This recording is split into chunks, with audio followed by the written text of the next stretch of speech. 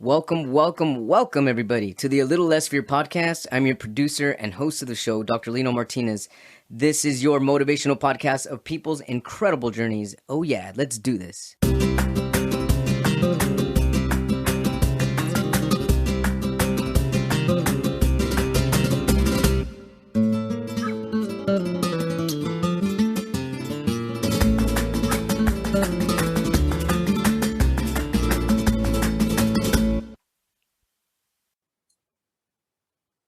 Welcome back, everybody, to the Little Less Fear podcast. Today, I would like to introduce Susan Gold. She's an author, a transformer, and a consultant. Love the title.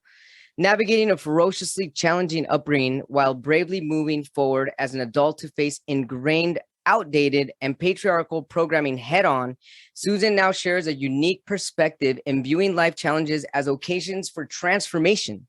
She's excited to help others all over the globe transform their traumatic experiences into peace. Through her book, Toxic Family, Transforming Childhood Trauma into Adult Freedom, Susan turns the standard paradigm on its head, courageously leading others through their own journey of abuse, addiction, and surviving narcissism while creating a distinctly empowering personal and professional life. Welcome, Susan, to the A Little Less Fear podcast.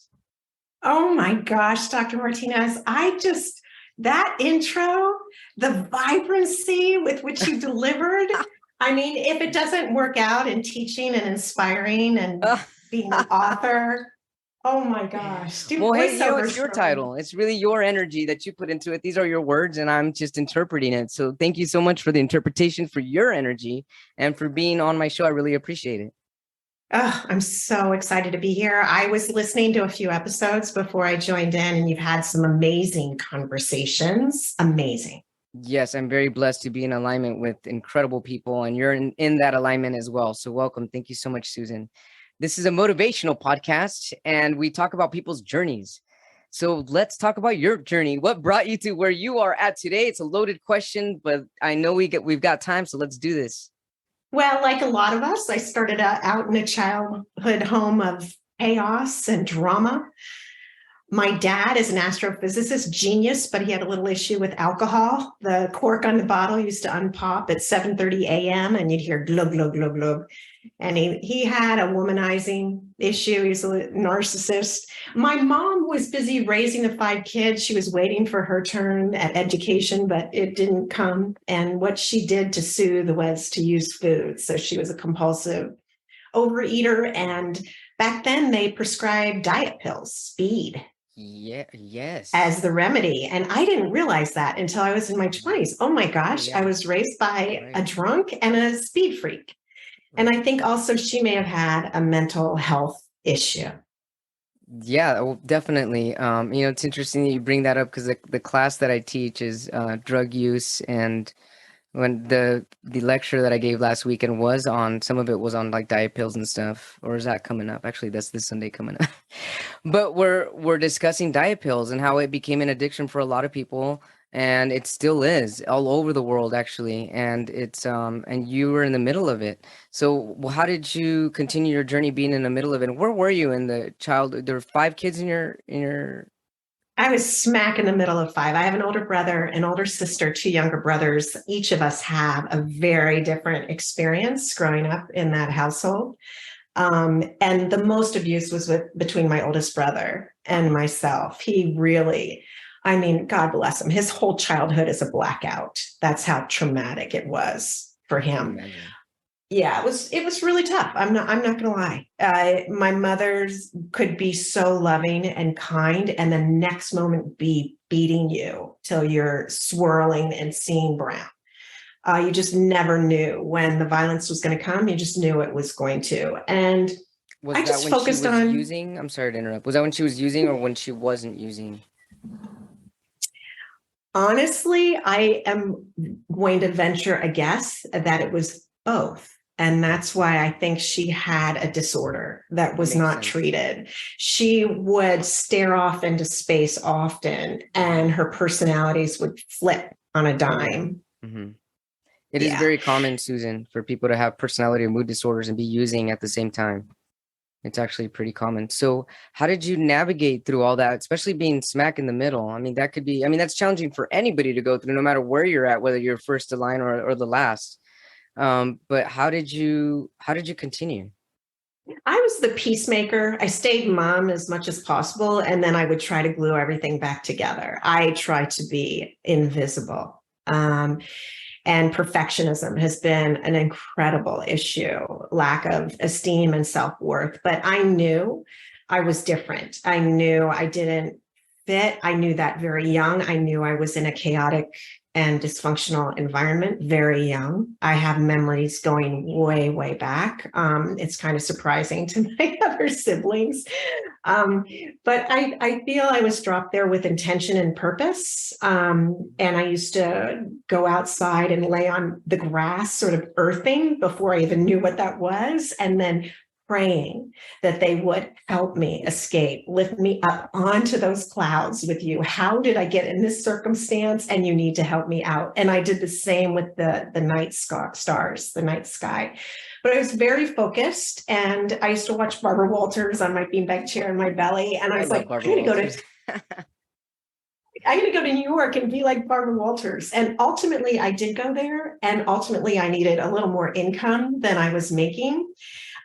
Working at a global talent agency, and Barbara Walters became my personal exercise client. That's incredible. Wow. So you went there with a specific intention and it kind of happened. Yeah, not exactly the way that I had projected, but yeah, and she would have loved you. She was totally supportive. She was a girl's girl. She took one look at me at 7 a.m. one morning and said, Susan, get in here. What's going on with you? Whoa. And she was a great interviewer for a reason. She got it out of me that I had been sexually harassed in the workplace. I worked for an agent, and he chased me around the office. And she said, I'm coming to work with you this morning, and we're going to confront this man together. Whoa. Thanks, Barbara. I'm going to be okay. Did you end up confronting the guy with Barbara? That day I did. And he asked me, do you have everything you need? And I'm like, yeah. He goes, okay, great. You're fired. So I had like 2.5 months of cash in the bank. I was living in New York City on my own. I had just gotten sober. I was probably, I don't know, maybe 3 months sober max. Mm-hmm. And I had just extricated myself from an abusive relationship, which I'm embarrassed to say I was staying in because the gentleman held the purse strings. So I had a lot of addictions to address straight on forward. And Barbara offered me an assistantship with her then fiance, who was running a film company. But I couldn't play that role anymore. So I created my own talent brokerage firm, and my first deal was to knock on the door of the factory and convince Andy Warhol to do a commercial that he didn't want to do. Wow. Wow. And so what happened?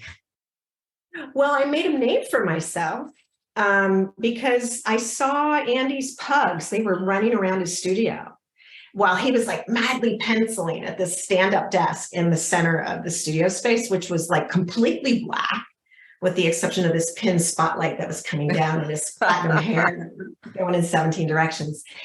He loved those dogs. He didn't care why I was in there, why I was yammering on. He wanted to be with his dogs. And I saw it. And finally he looks up and he looks at me in the eye and goes, now really, why should I do this? And I'm like, because you can have the pugs in the shot with you. Yeah. And that was pretty much it after that, huh? That was it. And I have to thank my upbringing because, I used a lot of intuition. I was quite telepathic. I could read thoughts until I was about 10, and it became too dangerous and I shut it down. But I used that in my career, and I could succinctly tell that I was in that studio with him for purpose. And just, I listened to that intuitive voice about the pugs, and that really created a name, and I was able to take that into television and film producing, attaching talent to projects. And it's incredible, Susan. Yeah. Let's go back into, I'm really fascinated by intuition. It's one of my favorite topics. Let's go back to you being 10 years old and being intuitive. What did intuition feel like to you then? And what does it feel like to you now? So then it was it was a clear voice, clear bell, and it was queasy. And sometimes it would come from my center solar plexus. I can't speak, which is like top of the rib cage, just below the breastbone.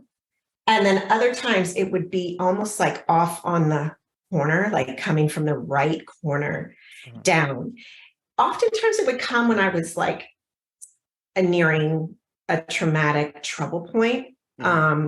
With my mother, my father, my brother, but it could also come when I was just sitting on the wiggly vine tree and like watching the leaves rustle in the sunshine. So I was really attuned to it, but I started vocalizing some of the messaging that I was getting, and adults didn't want to hear that. That was very inconvenient. So I just learned it was better to shut that down and off. And it did not come back until I got sober and until I started meditating. And it was after a week-long silent meditation retreat. Yeah. And I went to Gelson's, the grocery store, to get some groceries after the retreat. And I heard what the checker was saying, like her self-talk. I could clearly hear it. And I was like, oh, I think we're going to be shutting this down. So very clear with telepathy. So the telepathic skills that you had when you were 10 and you used them and you were shut down for using them, what happened? What did you say that probably scared adults? Because you were probably on point and they probably didn't want to hear you being so raw and real with them. But what do you remember a specific situation?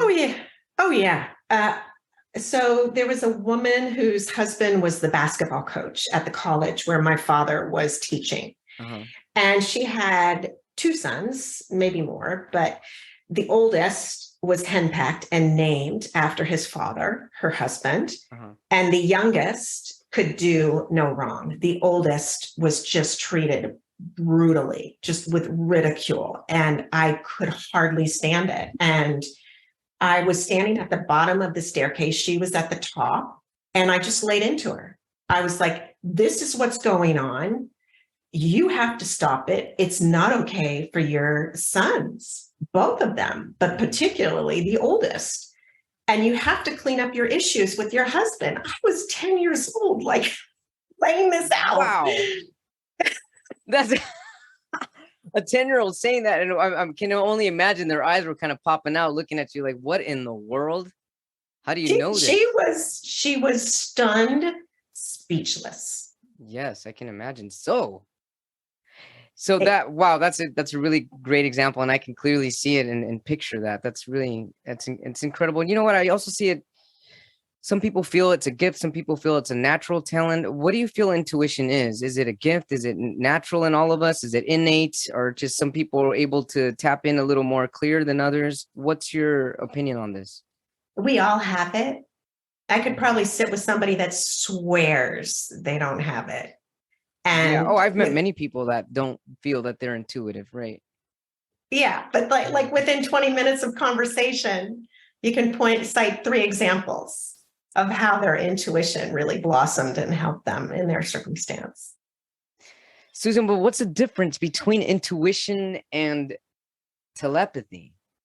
Well, intuition for me is that still, small, quiet voice. Like, okay, so I went to LA and I thought it was for a career move. And it was a great career move, but it was also to meet one who I consider my greatest guru, maybe my greatest guru, but I'm not sure. And I'm not done yet. So we'll see. But that would be the man who would become my ex-husband. Okay. And I was drowning. My energy was being depleted. Life was getting harder and harder. I was in a smaller and smaller box. And I tried to make my husband accountable because even though I knew the marriage was past its expiration date, I didn't want my family to melt and break up. Sure. So we went to a mediator and we're working through some points, and we got to the final point, and I thought, oh, my marriage is saved. This is fantastic. And his eyes went in those cold, dark slits. And he said, I'm hiring an attorney and I'm filing for divorce. And I heard that intuitive voice so clearly, crystal clearly. Mm-hmm.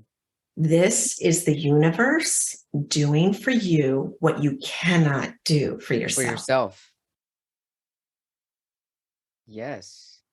That's intuition.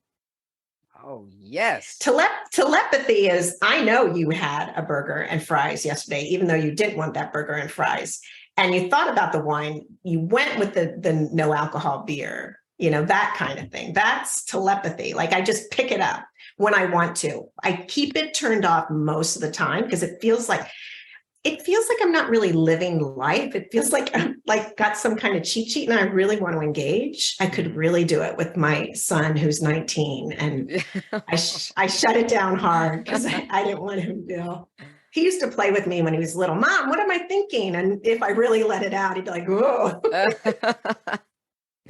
So in a way, it's also like psychic abilities as well, right? They're kind of all within the same energy field.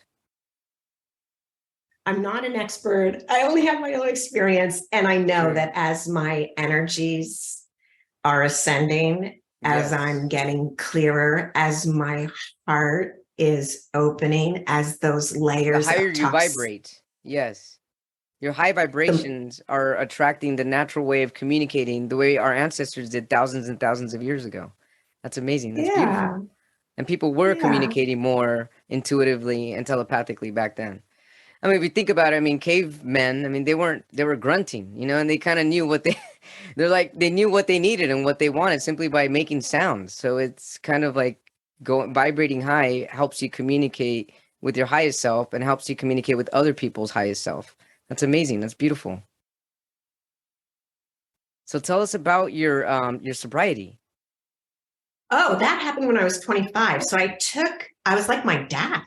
I took a slug out of the wine jug at work to ask for a raise. And I was like, yeah, something's wrong with that. And then my relationships were getting seedier. There was more drama. I was repeating behavior that I had seen demonstrated in my home, in my upbringing. And I knew there was a problem. I was telling lies when it was like just as easy to tell the truth.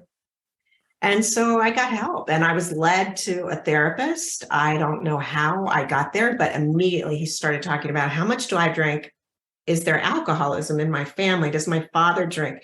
I was like, dude, I am in so much pain. We have no time for this. Like drinking makes me happy. Yeah. And he was really, really wise. He said, while you're in treatment with me, no drinking. You might want to go to meetings to check out your dad's drinking problem. And you might want to go to other meetings to learn how being raised by an alcoholic affected you. And so you went ahead and you did all that. I did. And I've been clean and sober for decades now, probably before you were born. For forever. 4.5 years clean was the first time I went to a rehab. And it was because I was in the middle of a business deal that replicated one of my roles I played, which was breaking up the fights between my parents. One night, I woke up by my parents screaming. My mother was pleading for her life, asking my dad not to kill her. And I opened the door and my father had his arms raised above his head with a shiny object, which was a knife in his hands. And she was on her hands and knees with her head in her hands. And I just screamed, stop it. And then I immediately just passed out. Well, this episode was sort of recreated in a work scenario. And it just pushed every button I had. And I just split out of self and I had clinical depression. So friends noticed because when you're in recovery and you can get real people and you have a support system, they saw it and they got me help. And you got help by this was 4 years after your sobriety? I was 4.5 years clean. I went to a treatment center that treated addicts and codependents, and it was attached to a hospital. And they did blood work and they said, you're low in serotonin, you need this medication. And I said, yeah, I'm not taking medication, I'm sober. And they're like, yeah, you need to take this medication so you can level out. You can be on a playing field where you can do the work. You're still going to have to do the work. It's not going to take that away. And I just, my mother used to always say, you're going to get locked up in the crazy barn. You're going to get locked up in a psych ward. You're crazy. You're crazy. And that was the night that I had to address it, because they said, if you don't take this medication in the morning, we're locking you in the psych ward. You don't have a choice.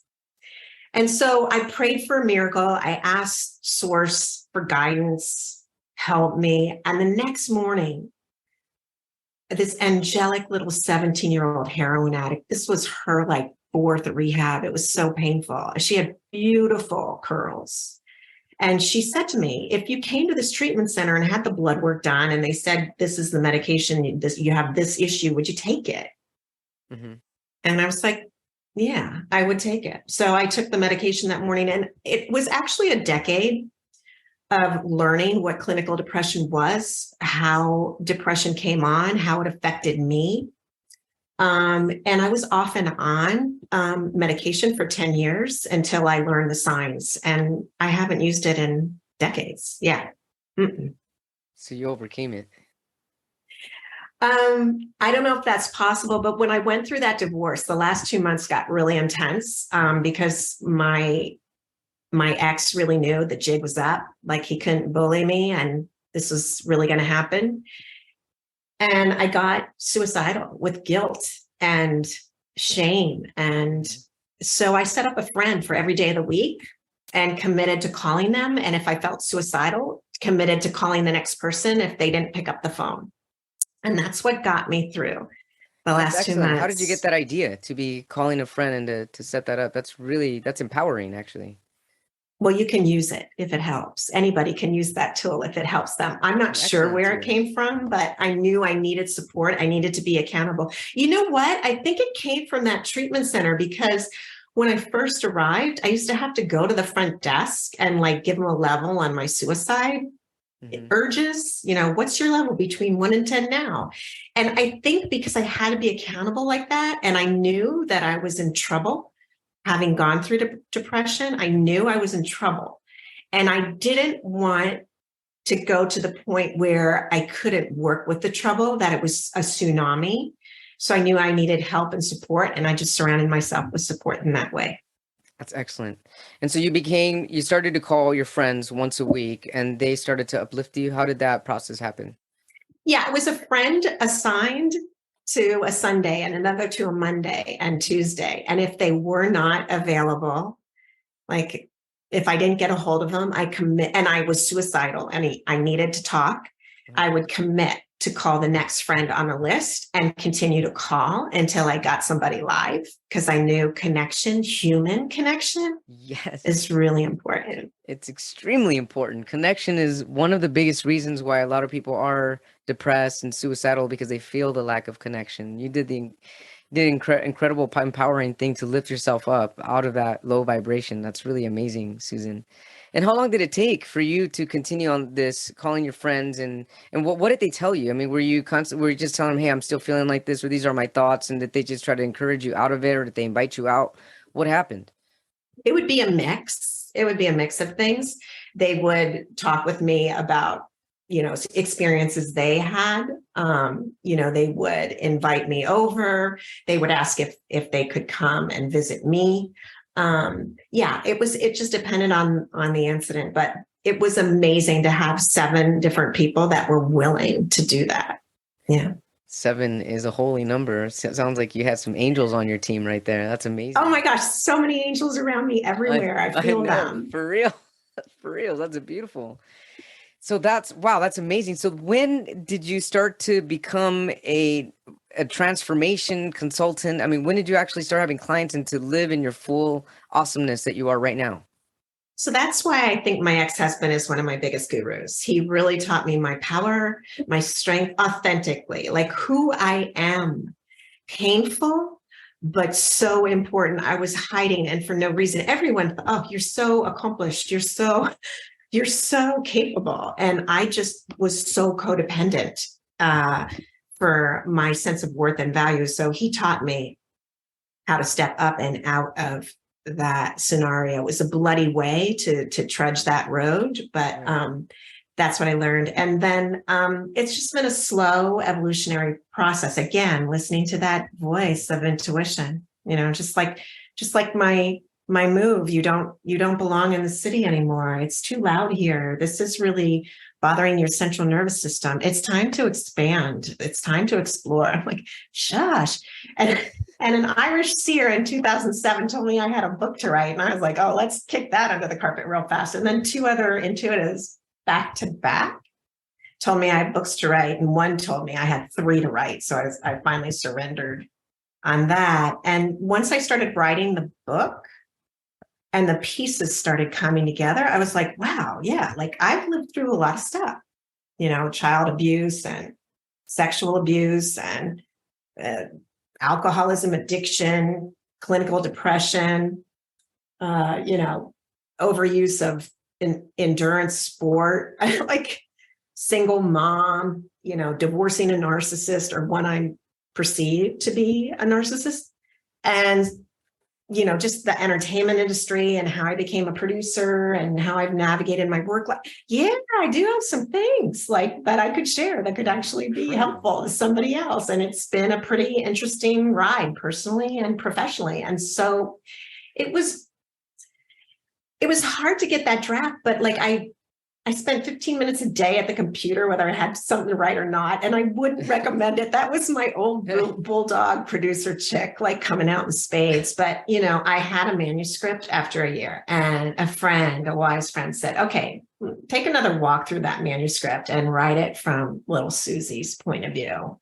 That one that's been through all of this with you and stood by you. And it's not so much, Dr. Martinez, that the manuscript of the book changed, but my relationship to it changed. And the publisher sent the galley for a final read before the final approval. And I read through it, and I think it was like chapter 12. I think that's the part on the divorce. I'm not sure. But I was like, holy shoot, this woman is strong. She's unbelievable.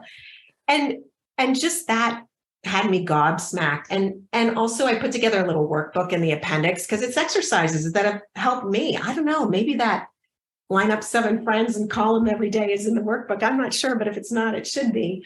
But anyway, like real exercises that helped me. And like putting together the book made me realize, yeah, you know what? I need to just have conversations about it and get it out to people that might need it. And organically, like not with this digital cacophony of, I'm going to give you a free webinar and then you're going to sign up for my workshop series that really costs $10,892, but I'm going to give it to you for $350. I just I cannot do it. So, so here I am helping others through conversation and sharing my life tools, because I don't have letters behind my name like you do, but I definitely have experience and I definitely have, practical tools that I'm able to share openly. And it's my privilege to. You do have letters. You have incredible letters. I mean, they may not be printed from, I don't know what kind of printer they use, but you've got your own beautiful letters. And that's what makes you your unique, incredible self. So your book is Transforming Trauma, Embracing Life Challenges as Gifts of Soul Evolution. I love that title. Oh, well, I wish that was my title, but it's actually... Really? What's the title? Yeah, it's called Toxic Family, Transforming Childhood Trauma. I apologize. I totally butchered that. I put Transforming Trauma. I don't know why I put that there, but it's Toxic Family. Why not? Well, Toxic Family, see, this is your intuition picking up. Toxic Family was not my title. I was like, publisher, I am not throwing my family under the bus. There's nothing Jerry Springer about me. And she's like, this is what the book is about. Like, you transform childhood trauma into adult freedom. And it was through a toxic family. That was the instrument. If people go to a book called Magical Illumination, you're hitting the wrong target market and they're going to be freaked out. Ultimately, I realized, you know what? This woman's right. She's very clever.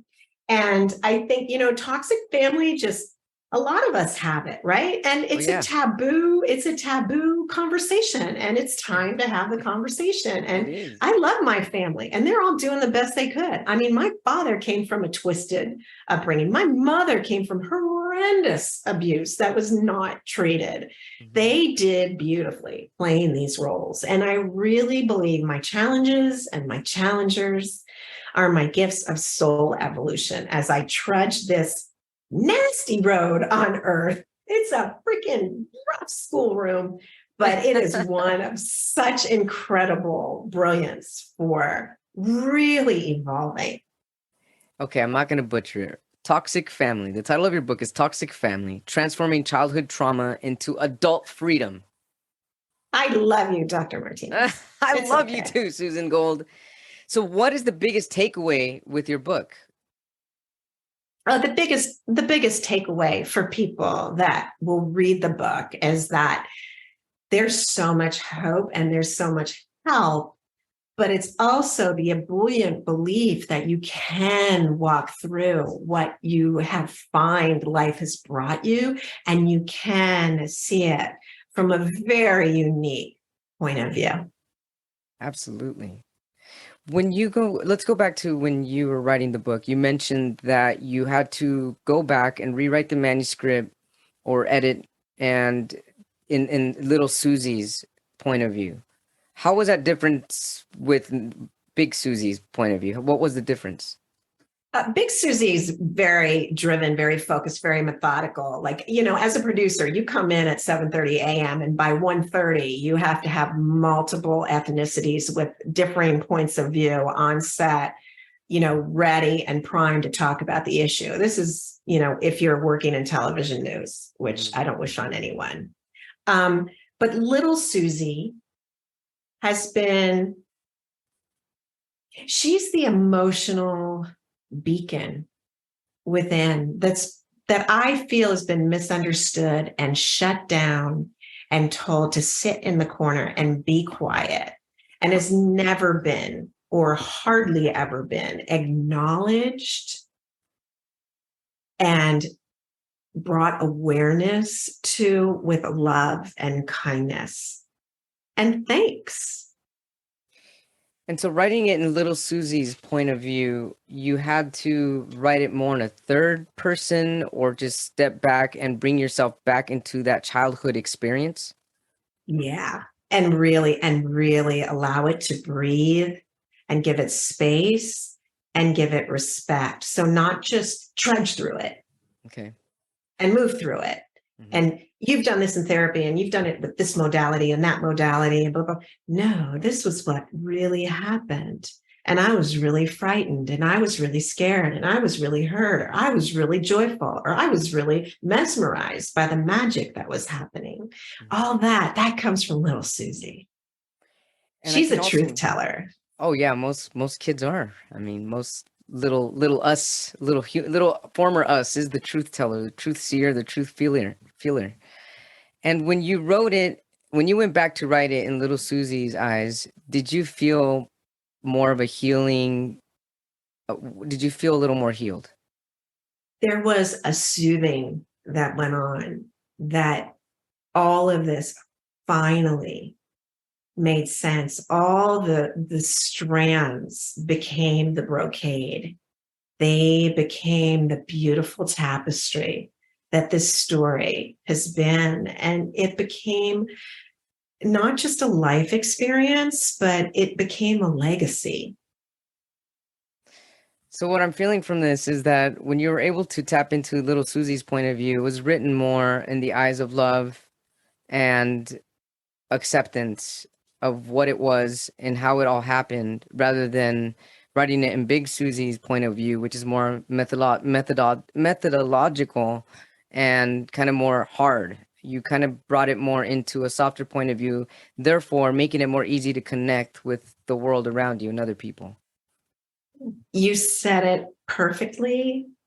You Great. said it with insight and with, obviously, your own compassion and your own love that you've experienced as a result of your experience and as an empath. Like, I'm an Absolutely. empath. Yeah. And that's beautiful. That's so beautiful. Thank you. Well, thank you. For real, thank you.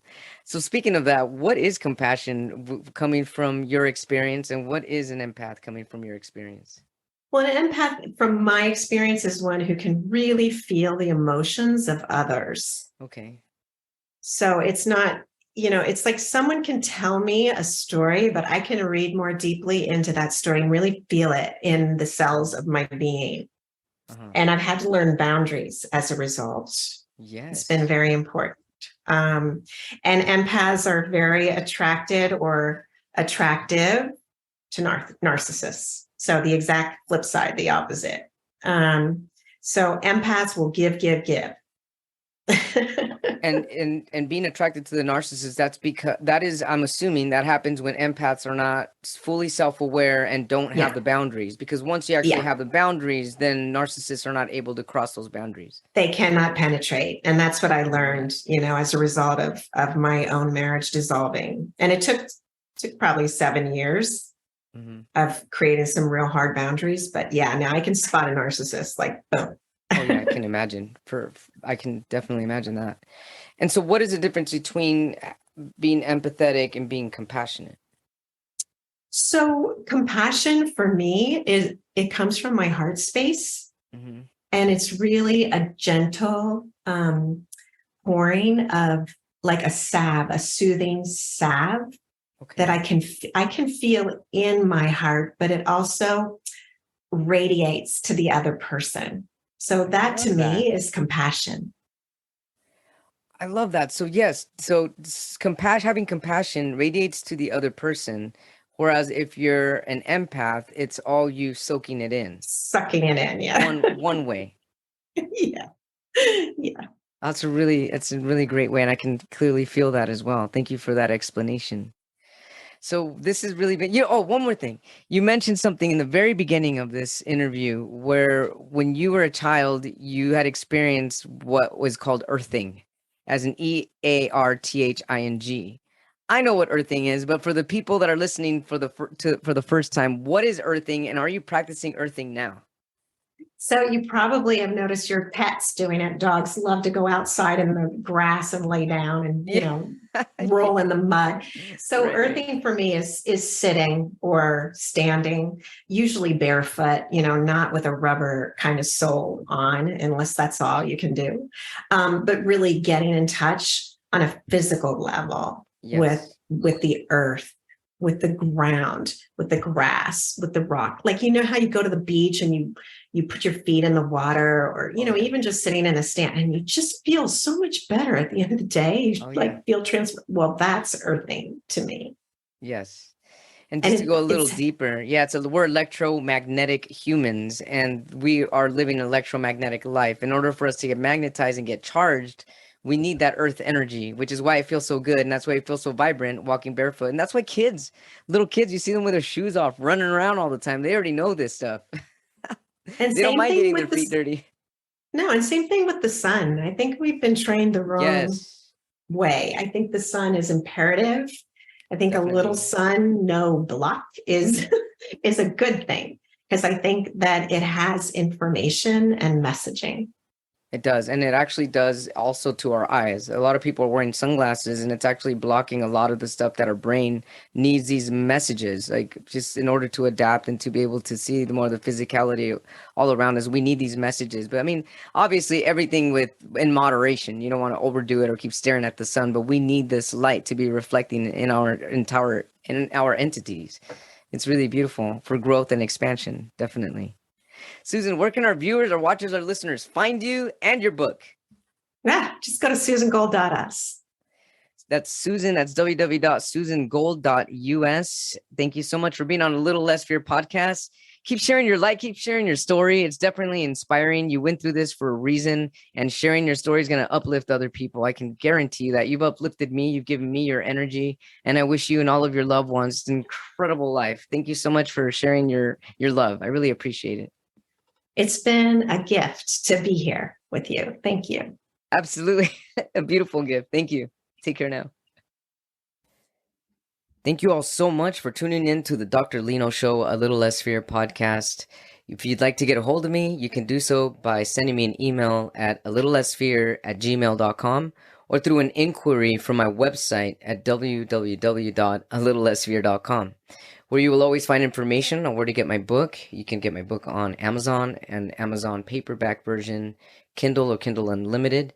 And I also create incredible visual video poetry for people that are interested in marketing or even just to send a personal note to anybody or somebody that you might love.